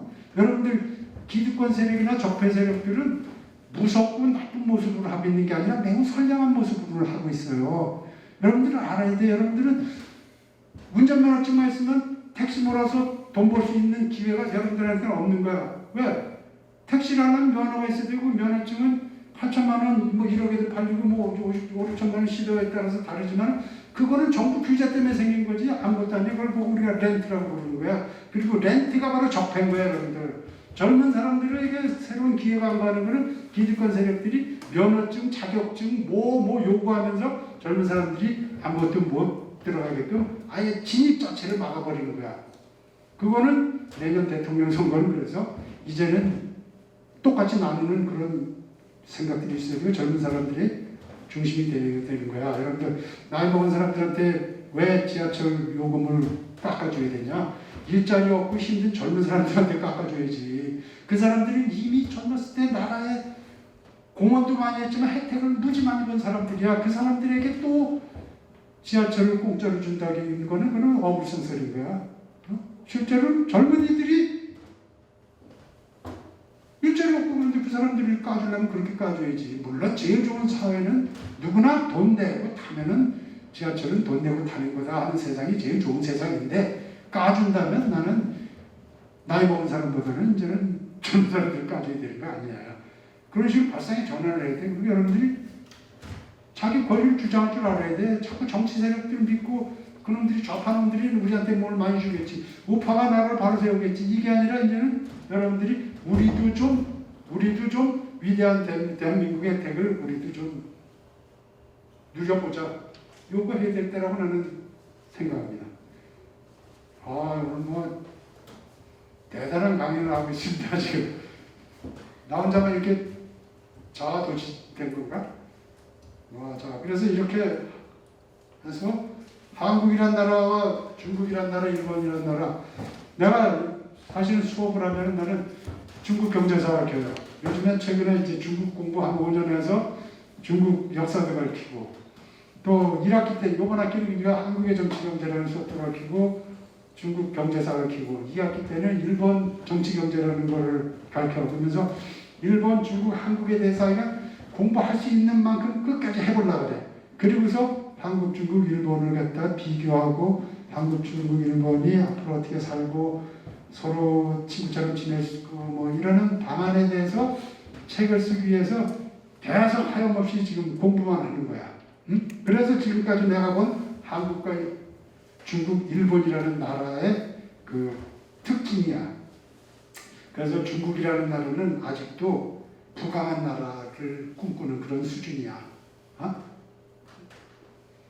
여러분들 부강하면서 여러분들에게 행복은 하나도 없는 그런 세상은 지금 중국은 그런 거야. 부강한 나라가 되면 나라가 부강해지면 국민들은 자동으로 행복해지는 거 아니냐 이런 생각인 거지. 우리도 옛날에 그런 생각했어서 조선 말기부터 그런 생각했었지. 그래서 소강사회라는 거는 사람들이 그냥 배 골지 않으면 되는 거야. 행복은 무슨 자아실현은 무슨 개불 자아실현이야. 그냥 굶지만 않으면 되고 중국 백색의 사회주의는 내가 얘기했지만 사회주의가 아니라 국가주의고 주석중심주의인 거야. 그런 사회야. 그러니까 일본이라고 하는 나라는 여러분들은 뭐 아시겠지만 일본은 사회가 무지 무서워. 그래서 일본은 왕따 당하면 무지 힘든 거야. 그리고 사회와 동화되는 자들은 이지메르라고 그러는 거야. 그런 사회야. 그래서 사회가 사회적 조화를 강조하고 그리고 아베 수상이라는 사람이 우리는 뭐 아베는 못볼 달린 이상한 사람을 생각하지만 이 사람이 내건 슬로건은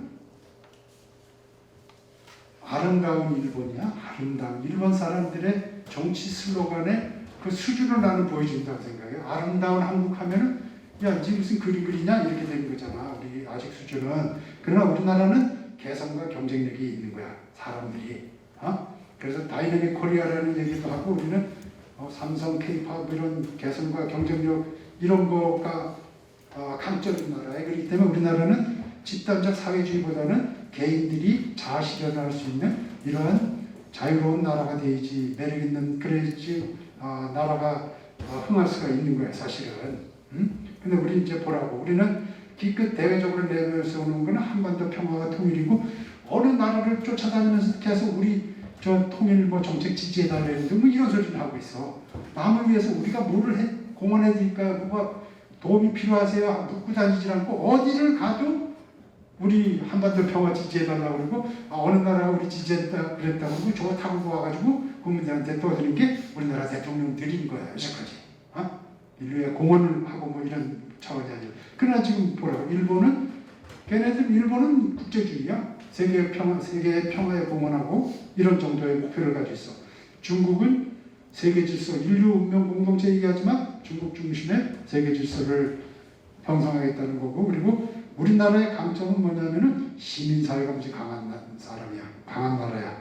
개인이 중요하고 시민사회가 강한 나라고 일본은 국가와 시민사회가 대등한 수준이고 중국에는 시민사회가 거의 존재하지 않는다고 보면 되는 거고 의사소통 방식도 우리는 경쟁과 대립이고 일본은 조화협력, 중국은 명령과 복종이야.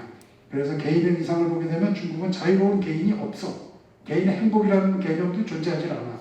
우리나라는 너무나 개인주의적이고 개인중심적인 사회가 돼 있는 거고 일본은 사회적으로 억압된 개인들인 거야. 그러니까 이런 지금까지의 비교를 쭉 해보면 한국이 잠재력이 제일 큰 거야. 일본은 사회에 억압돼 있고 중국은 국가에 엉들려 있는 거거든. 근데 한국은 국가 권력에도 도전하고 사회 뭐 규범 가치에도 그냥 사람들이 자유롭게 막 도전하고 그러는 나라야. 그렇기 때문에 우리는 오히려 잠재력이 더 큰 거야. 그렇기 때문에 국민들이 자유를 억압하고 빼앗아가는 사람들을 선택하면은 안 되는 거야. 오히려 개인들에게 더 많은 자유와 그 자아실현 기회를 줄 수 있는 그런 정권을 생각해야 되는데 우리는 일본식으로 사회가 독단적으로 하는 그런 얘기를 하는 사람들을 좋아하거나 아니면 국가가 모든 행복을 다 해준다 갖다 주겠다고 이런 그 사람들한테 혹하고 이루고 있는 상황이란 말이지. 그래서 우리나라는 앞으로 그래서 너무나 개성들이 강하니까 개성을 좀 정제시키고 또 너무 자기중심적인 이기주의를 극복하고 그리고 창의성을 국가 뭐 사회가 가장 중요한 가치로 여긴다 하게 되면 나는 한국이 세 나라 중에서 가장 좋은 나라가 될 수 있지 않나 이런 국뽕으로 돌아가는 거야. 나는 매일 글로벌주의자를 시작해가지고 내가 왜 글로벌주의자가 됐나 보니까 한국을 너무 사랑해서 글로벌주의자 되더라고. 내가 일본을 좋아하는 이유는 한국을 사랑하기 때문에 일본을 좋아하는 거야. 왜냐하면 남을 미워하고 증오해서는 자기가 잘 될 수가 없어. 난 우리가 지금 일본 미워하고 증오하는 거 진짜 반성 많이 해야 돼. 많이 해야 돼. 특히 요즘에 또 중국 깔보고 이러는 것도 많이 있는데 반중 뭐 이런 거. 우리는 그럴 만한 자격이 없어. 왜냐하면 남을 미워하려면은 지가 엄청 잘나야 돼. 그리고 지가 엄청 잘나면은 남을 미워하고 이런 이유가 하나도 없잖아. 그러니까 결국은 남 미워하지 않고서 살게 되는 거야.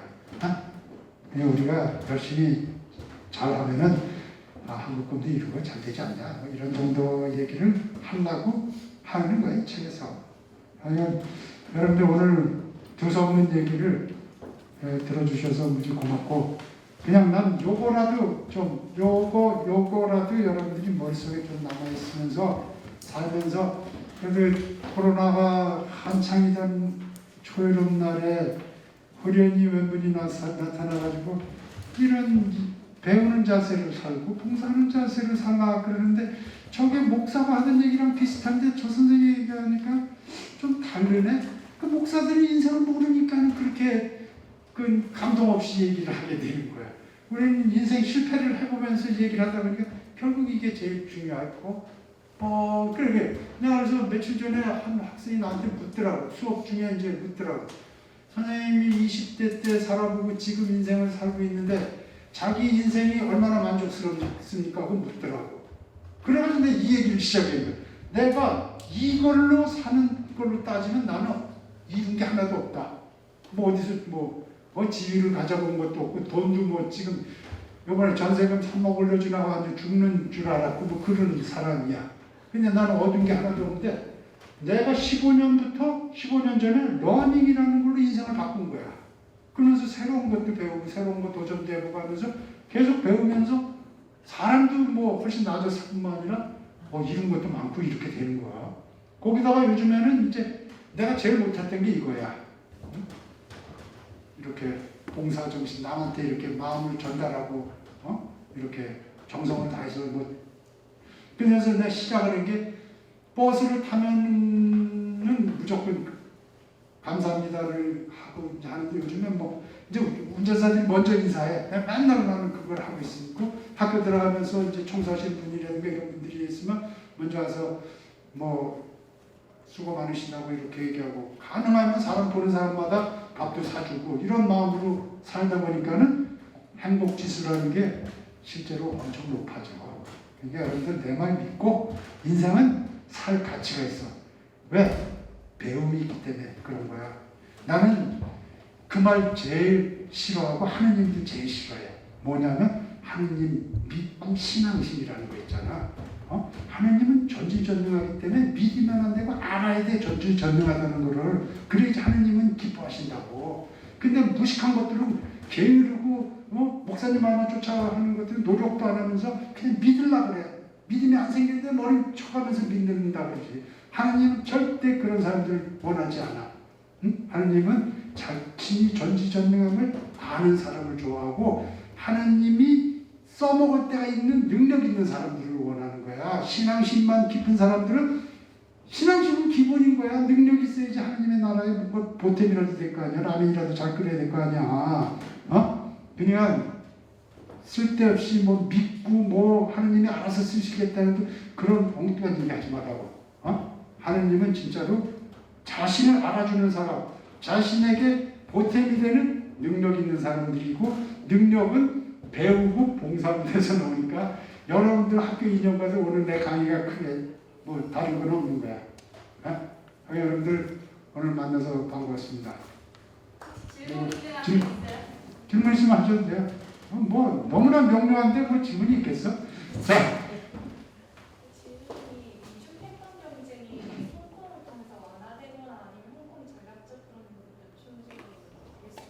그거는 홍콩의 위상은 이제 많이 약화가 됐다고 봐야죠.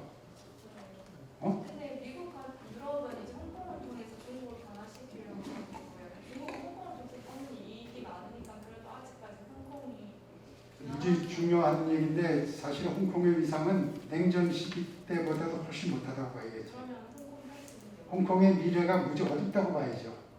홍콩은 이미 과분할 정도로 중요한 역할을 했고 중국이 그거를 통해서 중국의 부정적인 영향이 들어오는 것을 차단하기 위해서 중국이라는 홍콩이라는 그 황금알을 낳는 거위를 죽이기로 결심을 한 거예요. 그거는. 그래서 그러면 이제 사업보안법이나 이런 걸로 홍콩은 그러면 그러니까는 이제 홍콩은 많은 사람들이 서방으로 떠나고 말 수밖에 없는 상황이에요. 중국은 홍콩을 이제 그 위치를 원하지 않아. 그냥 홍콩은 중국의 하나의 도시나 뭐 성 정도로 생각하고 싶어 할 거고 바깥쪽에서 그 권위를 인정을 안 하는 거고 가치가 없는 거지 뭐 지금은. 홍콩이 냉전 시기 때는 중국이 폐쇄적이고 그랬을 때 홍콩의 역할이 무지 중요했던 거지. 그냥 중국은 과감하게 이제 죽여버리는 거야. 상하이가 뭐 금융은 상하이가 있는데 뭐 홍콩이 뭐냐 이런 거야. 무지 위험한 상황이지. 홍콩한테는 사실은 미래가 무지 어둡다고 봐야지. 홍콩한테는 안 된 얘기야. 그 영국이 나서서 지금 뭐 견제도 하고 막 그러려고 그러지만 영국은 이미 파워가 없는 상태라고 봐야 되지. 그 영국이 할 수 있는 건 그냥 여권 주고 뭐 저 시민권 뭐 5년 내로 없게 해주는 이런 거지. 그리고 영국한테는 필요해요. 왜냐면 영국은 지금 영국 내에다가 홍콩을 만들고 싶어 하는 거지.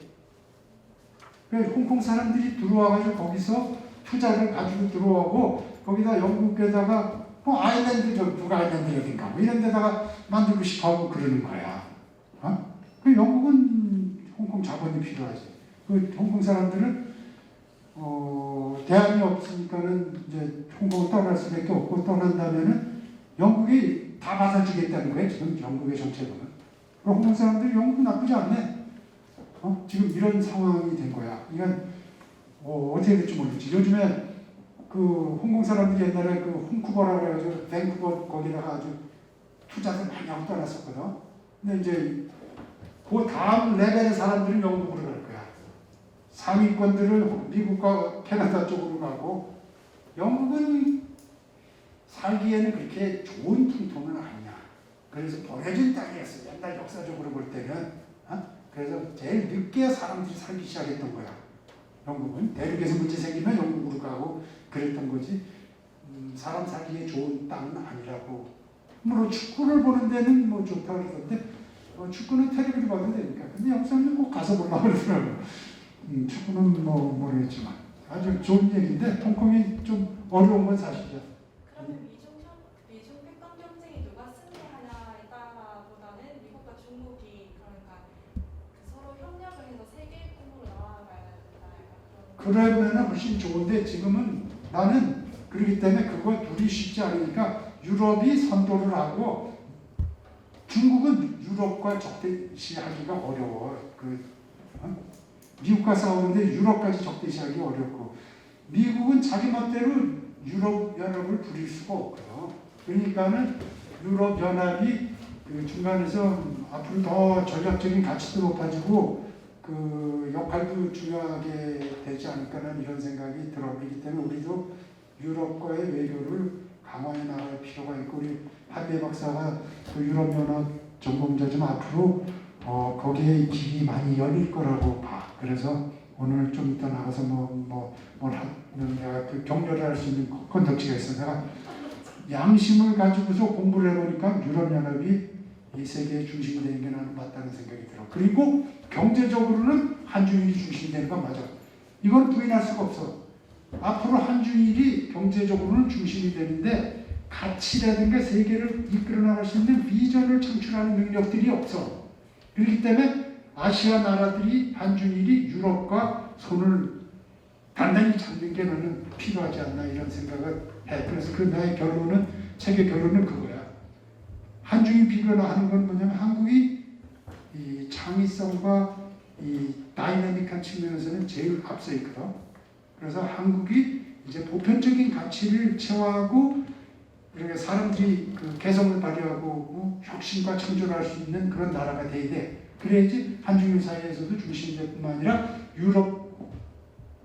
유럽과 대등한 위치에서 세계를 하나의 그 좋은 그런 의식 공동체, 정신 공동체 그리고 이익이나 뭐 안보를 뛰어넘는 그런 생각을 공유하는 그런 세상이 되지 않으면 지구 운명은 앞으로 무지 어려워질 거거든. 그래서 나는 지구의 미래까지 생각하고 우주의 미래까지 생각을 하고 볼 때는 한국이 잘 되고 유럽과 협력을 잘 강화해 나가야 되지 않나 이런 생각을 해. 난 요즘에 정치가 하도 재수가 없어가지고서 신문 안 보고 뉴스 안 보면서 이제는 세계 뉴스를 보고 인류의 미래에 대해서 많이 생각을 하면서 책도 그런 쪽으로 그런 식으로 쓰는 거야.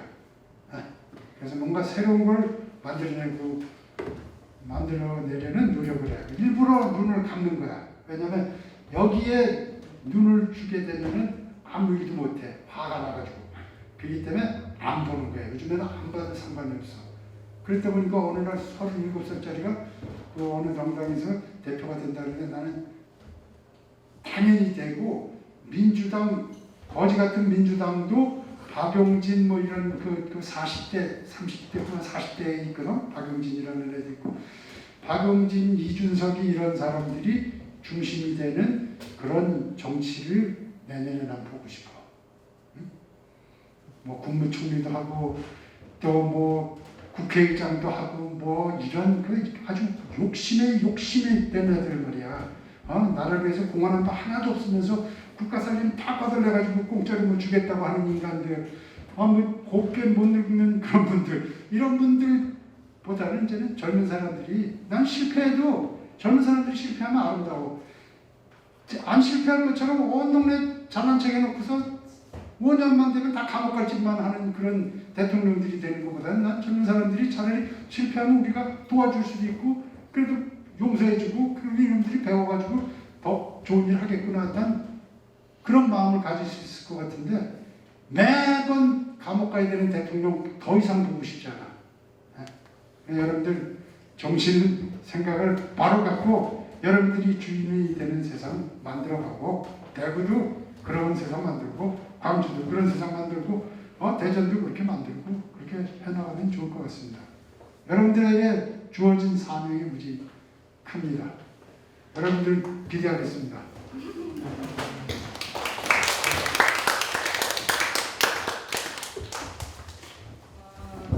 그 선생님의 제자의 또 제자들이기 때문에 또 잘 되셨는 마음으로 중간에 체프를 듣는 줄 알았어요, 그렇죠? 어쨌든 여러분들 그 지금 저도 수업 시간에 항상 강조를 하는 게 표로 만들어서 정리를 해라. 간단하게 보기 쉽게 이해하기 쉽게 정리를 해서 수업을 듣고 또 본인이 이제 이용을 하고 그러면 좋다라고 얘기를 하는데 선생님께서 오늘 표로 이제 또 아주 그 지금 현재 세계 상황, 현재 상황에 대해서 간단하게 아주 표로 잘 정리를 해주신 것 같아서 여러분들이 그 표를 보시고 또 이렇게 앞으로나 뭐 이전에 그 경제, 정치, 국제 사회를 이해하시는데 많이 도움이 되셨으면 좋겠습니다. 여러분도 오늘 뭐 오랫동안 시간 앉아서 열심히 그 강의 들어주셔서 고맙고 나가실 때 샌드위치 받아주시고 다음에도 이제 저희가 아마 또 다음 이제 마지막 올해 마지막 그러니까 이번 학기의 마지막이죠. 브라운 세미나가 또 있는데 브라운백 세미나가 있는데 그때도 참석을 해주셨으면 좋겠습니다. 오늘 수고 많이 하셨습니다. 감사합니다.